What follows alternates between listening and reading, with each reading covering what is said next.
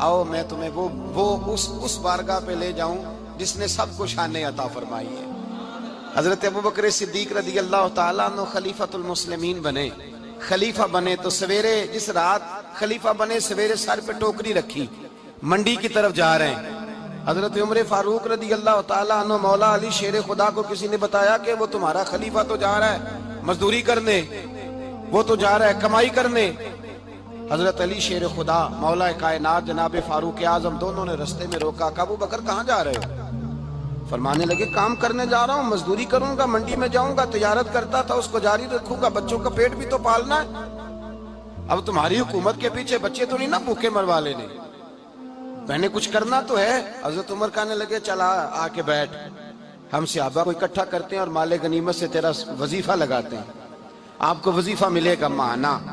तो आप बैठ करके मस्जिद में तो ड्यूटी करें। बैठ गए, मुशावरत हुई तो हजरत अबू बकर सिद्दीक रज़ी अल्लाह ताला अन्हु से पूछने लगे जनाब बतलाइए आपका कितना वजीफा लगाया जाए? तो हजरत अबू बकर सिद्दीक फरमाने लगे उतना लगा दो जितनी एक मजदूर की तनख्वाह होती है। तो एक सहाबी बोल के बड़े मीठे और धीमे लहजे में कहने लगे अबू बकर अगर तेरा गुजारा ना हुआ तो, अगर तेरा गुजारा ना हुआ तो हजरत अबू बकर सिद्दीक फरमाने लगे अगर मेरा गुजारा ना हुआ तो मैं मजदूरों की तनख्वाह में इजाफा कर दूंगा, अगर मजदूरों के घर जलने लगेंगे तो मेरा भी चलेगा, मैं उनकी तनख्वाहें बढ़ाऊंगा सिर्फ अपनी। तो मजदूर के हुकूक का तायुन किया। सबसे पहले तो मेरे नबी पाक अलैहिस्सलाम ने मना फरमाया, फरमाया जिसको मजदूरी पर रखो पहले उसके साथ उजरत तय करो। हुजूर सल्लल्लाहु अलैहि वसल्लम ने फरमाया जब तक उजरत वाज़े ना हो जाओ किसी को काम पर, जब तक उजरत वाज़े ना हो जाए, मुकम्मल ना हो जाए कि क्या देना है तय करें। क्या लोगे जो जनाब दे देंगे ले लूंगा, शरीयत इसको पसंद नहीं करती, महबूब नहीं रखती। पहले उसके साथ पहला हक मजदूर को ये दिया कि उसकी उजरत पहले, बोलिए उजरत पहले उजरत तय होगी, ये पहला हक है। और मजदूर का दूसरा हक क्या बयान किया मेरे नबी पाक ने? फरमाया जब, और ये ऐसी आला बात है कि जितने हुकूक लिखने वाले हैं ना, जितने बैनुल अक़वामी सतह पर इंसानी हुकूक का चार्टर बनाने वाले हैं, वो कहते हैं कि ये ऐसा नुक्ता हुजूर ने बयान कर दिया है कि इससे आगे को बढ़ ही नहीं सकता। ये ऐसी बात है कि जिसकी शरह भी कोई नहीं कर सकता। मेरे हबीब करीम अलैहिस्सलातु सलाम ने फरमाया पहले तय करो, और क्या खूबसूरत लफ्ज है, कानून बना दिया। फरमाया जब मजदूर मजदूरी कर ले तो उसका पसीना खुश्क होने से पहले पहले उसे अदा कर देना, उसका पसीना खुश्क होने से पहले उसे उसकी मजदूरी दे दो। एक सहाबी अपने खादिम गुलाम को मार रहे थे तो मेरे नबी पाक तशरीफ लाए, फरमाया क्यों इसे मार रहा है? हुजूर गलतियां बड़ी करता है। तो नबी पाक ने फरमाया जितना तुझे इस पर इख्तियार है ना, उससे कहीं बढ़कर मेरे रब को तेरे ऊपर बड़ा इख्तियार है। कहा हुजूर ये बड़ी गलती करता है, मैं आखिर कितना माफ करूं? तो हुजूर ने फरमाया उतना माफ कर जितना मेरा रब तुझे माफ फरमाता है। पता है तेरी सुबह से लेकर शाम तक कितनी कोताहियां हैं। दरगुजर का हुक्म दिया, पहला हक ये दिया मजदूरी तय करो, दूसरा हक ये दिया पसीना खुश्क होने से पहले अदा करो, तीसरा हक ये दिया कि उससे दरगुजर करो, गलती हो जाए तो दरगुजर करो। तो या रसूल अल्लाह मजदूरी कितनी दें? मेरे नबी पाक बुखारी मुस्लिम हुजूर सैयद आलम सल्लल्लाहु अलैहि वसल्लम ने फरमाया मजदूर का हक बयान किया नबी पाक ने, और एक बात इरशाद फरमाई तो उसके अंदर कई पहलू, एक हदीस में कई पहलू बयान फरमाए। हबीब पाक ने फरमाया जैसा तुम खाते हो वैसा ही उसे, भाई बस खत्म हो गई बात। इतनी बड़ी बात कर दी सरकार ने। कभी देखा है आपने कि मजदूर को ऐसे खिलाया जा रहा हो जैसा मालिक खा रहे हैं? हुजूर ने फरमाया भाई मजदूरों का हक ये है कि जैसा तुमने खाना है वैसा उसे खिलाना है, और फरमाया जैसा तुमने पहनना है वैसा उसे पहनाना है। और फिर मेरे हबीब करीम अलैहिस्सलातु सलाम ने इरशाद फरमाया उसकी हिम्मत से बढ़कर तुम उस पर बोझ नहीं डाल सकते, जितना काम वो कर नहीं सकता उतना तुम उसे दे नहीं सकते। और फरमाया अगर उतना काम देना है जो उसकी हिम्मत से ज्यादा है तो मैं उसके मालिक को कहता हूं वो भी उठ के मजदूर के साथ काम पे लग जाए, उठे उसके साथ काम में शरीक हो जाए। मजदूरी का भी तायुन फरमाया, और फिर उसको काम किस मिकदार का देना है। मजदूर को کس قدر زیادہ اس پر بوجھ ڈالا جائے گا یہ بھی مصطفیٰ کریم نے بیان فرمایا. فرمایا جو لا یکلف اللہ نفسا الا وسعها، اللہ بھی تم پر وہ بوجھ نہیں ڈالتا جو تم اٹھا نہیں سکتے. تو کسی مزدور کو تم ایسا کام نہیں بتاؤ گے. حضرت عثمان غنی رضی اللہ تعالیٰ عنہ ایک دن حضرت عمر فاروق سے کہنے لگے عمر بس کر دے یار، تیرے بعد بھی تو لوگوں نے خلیفہ بننا ہے، کیسے کوئی تیرے رستے پہ چلے گا. تو حضرت عثمان غنی سے جناب عمر کہنے لگے کیا ہو گیا؟ آپ فرمانے لگے کل میں دیکھ رہا تھا کہ لوگ باغ میں مزدوری کر رہے تھے اور آپ امیر المومنین ہو کے ان کا ہاتھ بٹا رہے تھے.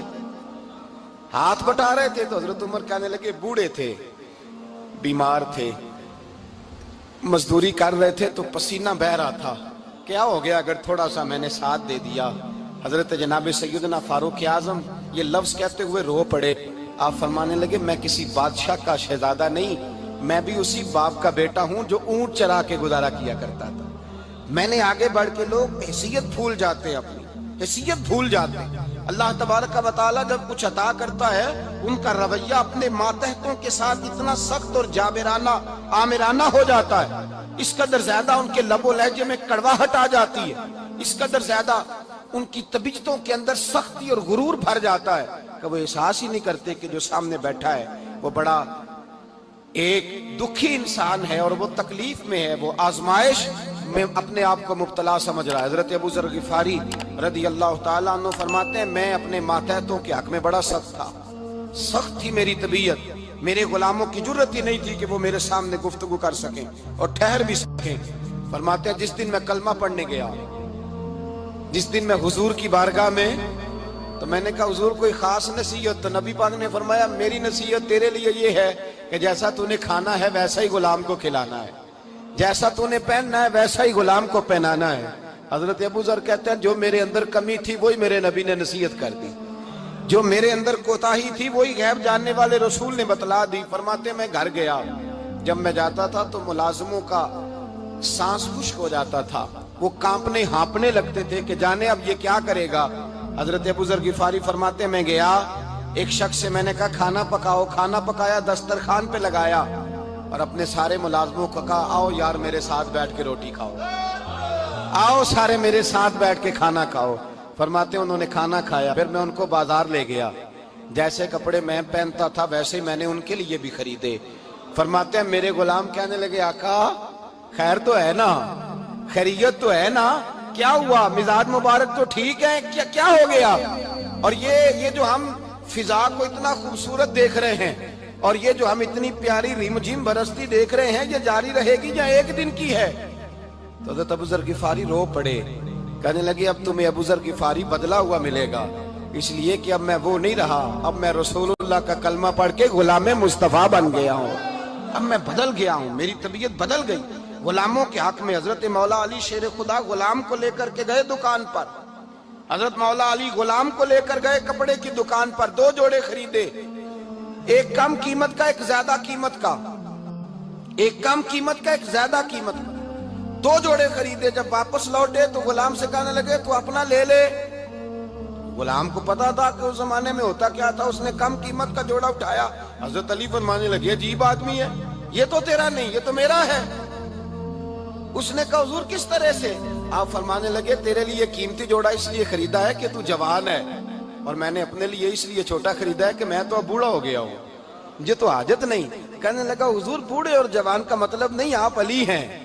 من کنت مولا فہذا علی، علی مولا، علی مولا. آپ چونکہ مولا علی ہیں اور آپ امیر المومنین ہیں، لہذا آپ نے تخت پر بیٹھنا ہے، آپ نے سلطنت کو چلانا ہے، آپ پہنیے. حضرت علی فرمانے لگے تو میرا غلام بنا ہے نا، تو نے ابھی میرے نبی کا دیدار نہیں نہ کیا، تو بعد میں آیا ہے نا. اگر تو اس دور میں ہوتا تو جان جاتا کہ یہ عمل میرا ہے، پر اس کے پیچھے جو نصیحت کے پھول ہیں وہ مصطفیٰ کے عطا پر. مزدور کو یہ دیا کہ اس کی اجرت پہلے، بولیے اجرت پہلے اجرت طے ہوگی، یہ پہلا حق ہے. اور مزدور کا دوسرا حق کیا بیان کیا میرے نبی پاک نے؟ فرمایا جب، اور یہ ایسی اعلیٰ بات ہے کہ جتنے حقوق لکھنے والے ہیں نا، جتنے بین الاقوامی سطح پر انسانی حقوق کا چارٹر بنانے والے ہیں، وہ کہتے ہیں کہ یہ ایسا نقطہ حضور نے بیان کر دیا ہے کہ اس سے آگے کو بڑھ ہی نہیں سکتا. یہ ایسی بات ہے کہ جس کی شرح بھی کوئی نہیں کر سکتا. میرے حبیب کریم علیہ الصلوۃ والسلام نے فرمایا پہلے طے کرو، اور کیا خوبصورت لفظ ہے، قانون بنا دیا. فرمایا جب مزدور مزدوری کر لے تو اس کا پسینہ خشک ہونے سے پہلے پہلے اسے ادا کر دینا. اس کا پسینہ خشک ہونے سے پہلے اسے اس کی مزدوری دے دو. بیچارے نے محنت کی ہے، اپنے گھر جائے. یہ نہیں کہ اس نے مزدوری کیا تو تم نے کہا نہیں ادھر سے پینٹ صحیح نہیں ہوا، یہ تو لے جا 2000 اور پھر میں تیرا حساب کروں گا، ابھی ذرا میں چیک کرا لوں 2-4 لوگوں کو بلا کر کے. وہ فلاں جگہ سے نا ایک کونا خالی رہ گیا. اللہ سے ڈرنا چاہیے، اللہ سے ڈرنا چاہیے.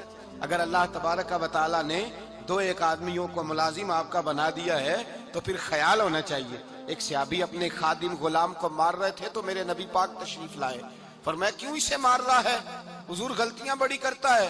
تو نبی پاک نے فرمایا جتنا تجھے اس پر اختیار ہے نا اس سے کہیں بڑھ کر میرے رب کو تیرے اوپر بڑا اختیار ہے. کہا حضور یہ بڑی غلطی کرتا ہے، میں آخر کتنا معاف کروں؟ تو حضور نے فرمایا اتنا معاف کر جتنا میرا رب تجھے معاف فرماتا ہے. پتہ ہے تیری صبح سے لے کر شام تک کتنی کوتاہیاں ہیں. درگزر کا حکم دیا. پہلا حق یہ دیا مزدوری طے کرو. دوسرا حق یہ دیا پسینہ خشک ہونے سے پہلے ادا کرو. تیسرا حق یہ دیا کہ اس سے درگزر کرو، غلطی ہو جائے تو درگزر کرو. تو یا رسول اللہ مزدوری کتنی دیں؟ میرے نبی پاک بخاری مسلم حضور سید عالم صلی اللہ علیہ وسلم نے فرمایا مزدور کا حق بیان کیا نبی پاک نے، اور ایک بات ارشاد فرمائی تو اس کے اندر کئی پہلو، ایک حدیث میں کئی پہلو بیان فرمائے. حبیب پاک نے فرمایا جیسا تم کھاتے ہو ویسا ہی اسے کھلانا. کوئی نہیں، آپ شاید سو رہے ہیں کچھ حضرات. جیسا خود کھاتے ہو ویسا ہی، بھئی بس ختم ہو گئی بات. اتنی بڑی بات کر دی سرکار نے. کبھی دیکھا ہے آپ نے کہ مزدور کو ایسے ہی کھلایا جا رہا ہو جیسا مالک کھا رہے ہیں؟ حضور نے فرمایا بھئی مزدوروں کا حق یہ ہے کہ جیسا تم نے کھانا ہے ویسا اسے کھلانا ہے، اور فرمایا جیسا تم نے پہننا ہے ویسا اسے پہنانا ہے. اور پھر میرے حبیب کریم علیہ الصلوۃ والسلام نے ارشاد فرمایا اس کی ہمت سے بڑھ کر تم اس پر بوجھ نہیں ڈال سکتے. جتنا کام وہ کر نہیں سکتا اتنا تم اسے دے نہیں سکتے. اور فرمایا اگر اتنا کام دینا ہے جو اس کی ہمت سے زیادہ ہے تو میں اس کے مالک کو کہتا ہوں وہ بھی اٹھ کے مزدور کے ساتھ کام پہ لگ جائے، اٹھے اس کے ساتھ کام میں شریک ہو جائے. مزدوری کا بھی تعین فرمایا، اور پھر اس کو کام کس مقدار کا دینا ہے، مزدور کو کس قدر زیادہ اس پر بوجھ ڈالا جائے گا، یہ بھی مصطفیٰ کریم نے بیان فرمایا. فرمایا جو لا یکلف اللہ نفسا الا وسعہا، اللہ بھی تم پر وہ بوجھ نہیں ڈالتا جو تم اٹھا نہیں سکتے. تو کسی مزدور کو تم ایسا کام نہیں بتاؤ گے. حضرت عثمان غنی رضی اللہ تعالیٰ عنہ ایک دن حضرت عمر فاروق سے کہنے لگے عمر بس کر دے یار، تیرے بعد بھی تو لوگوں نے خلیفہ بننا ہے، کیسے کو تیرے رستے پہ چلے گا؟ تو حضرت عثمان غنی سے جناب عمر کہنے لگے کیا ہو گیا؟ آپ فرمانے لگے کل میں دیکھ رہا تھا کہ لوگ باغ میں مزدوری کر رہے تھے اور آپ امیر المومنین ہو کے ان کا ہاتھ بٹا رہے تھے. تو حضرت عمر کہنے لگے بوڑھے تھے، بیمار تھے، مزدوری کر رہے تھے تو پسینہ بہہ رہا تھا، کیا ہو گیا اگر تھوڑا سا میں نے ساتھ دے دیا؟ حضرت جناب سیدنا فاروق اعظم یہ لفظ کہتے ہوئے رو پڑے. آپ فرمانے لگے میں کسی بادشاہ کا شہزادہ نہیں، میں بھی اسی باپ کا بیٹا ہوں جو اونٹ چرا کے گزارا کیا کرتا تھا. میں نے آگے بڑھ کے لوگ حیثیت بھول جاتے ہیں، اپنی حیثیت بھول جاتے ہیں. اللہ تبارک و تعالیٰ جب کچھ عطا کرتا ہے ان کا رویہ اپنے ماتحت سخت اور جابرانہ آمرانہ ہو جاتا ہے. اس قدر زیادہ ان کے لب و لہجے میں کڑواہٹ آ جاتی ہے، اس قدر زیادہ ان کی طبیعتوں کے اندر سختی اور غرور بھر جاتا ہے کہ وہ احساس ہی نہیں کرتے کہ جو سامنے بیٹھا ہے وہ بڑا ایک دکھی انسان ہے اور وہ تکلیف میں ہے، وہ آزمائش میں اپنے آپ کو مبتلا سمجھ رہا ہے. حضرت ابو ذر غفاری رضی اللہ تعالیٰ عنہ فرماتے ہیں میں اپنے ماتحتوں کے حق میں بڑا سخت تھا، سخت تھی میری طبیعت، میرے غلاموں کی جرت ہی نہیں تھی کہ وہ میرے سامنے گفتگو کر سکیں اور ٹھہر بھی سکیں. فرماتے ہیں جس دن میں کلمہ پڑھنے گیا، جس دن میں حضور کی بارگاہ میں، تو میں نے کہا حضور کوئی خاص نصیحت؟ تو نبی پاک نے فرمایا میری نصیحت تیرے لیے یہ ہے کہ جیسا تو نے کھانا ہے ویسا ہی غلام کو کھلانا ہے، جیسا تو نے پہننا ہے ویسا ہی غلام کو پہنانا ہے. حضرت ابو ذر کہتے ہیں جو میرے اندر کمی تھی وہی میرے نبی نے نصیحت کر دی.